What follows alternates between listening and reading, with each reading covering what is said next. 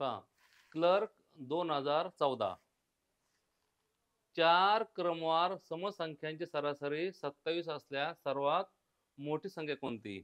हेच गणित, हेच काही न बदलता क्लर्क 2013 सुद्धा विचारलेलं होतं. फक्त त्यावेळेस त्यांनी सर्वात मोठीच्या ऐवजी सर्वात लहान संख्या म्हटली होती. गणित हेच आहे. पहा, एकूण संख्या किती आहेत? 4 आहेत. समसंख्या आहेत. मग काय म्हणायचं आपण?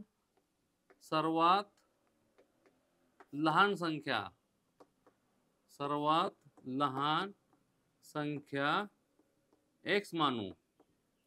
सगळ्यात लहान कोणती संख्या आली? x आली. पुढे काय म्हटले? 4 क्रमवार समसंख्या आहेत. किती आहेत? 4.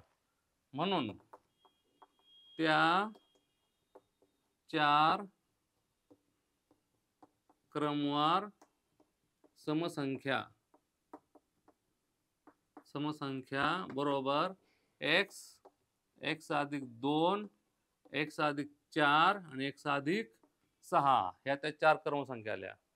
2013ला पण हाच प्रश्न आहे, 2014ला पण हाच प्रश्न आहे. फक्त सर्वात लहान सर्वात मोठा एवढा फरक आहे. त्या 4 संख्या कोणत्या आल्या? x अधिक 2, x अधिक 4, x अधिक 6 आणि सरासरी किती आहे? 27 आहे.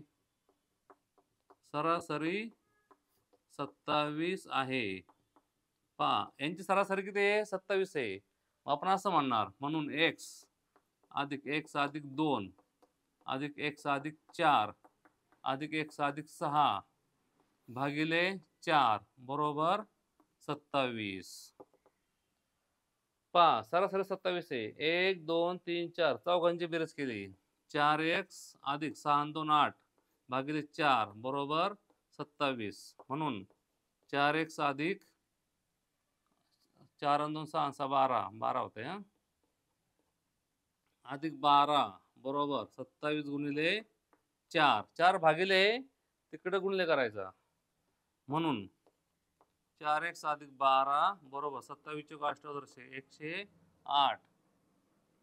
म्हणून 4x बरोबर 12 अधिक आहे तिकडे वजा होणार 108 वजा 12. म्हणून 4x बरोबर 96. म्हणून x ची किंमत किती झाली? 96/4. म्हणून x किती आले? 4 2 8 24. 24 काय आहे? सर्वात लहान संख्या आहे. सर्वात लहान 24. म्हणून सर्वात लहान संख्या बरोबर 24. त्याने विचारले काय? सर्वात मोठी विचारली. सर्वात मोठी किती मोठी बघा बरे? x अधिक 6 आहे. मग ते लिहायचं आपण. सर्वात मोठी संख्या बरोबर x अधिक 6 म्हणजेच 24 अधिक 6 बरोबर 30.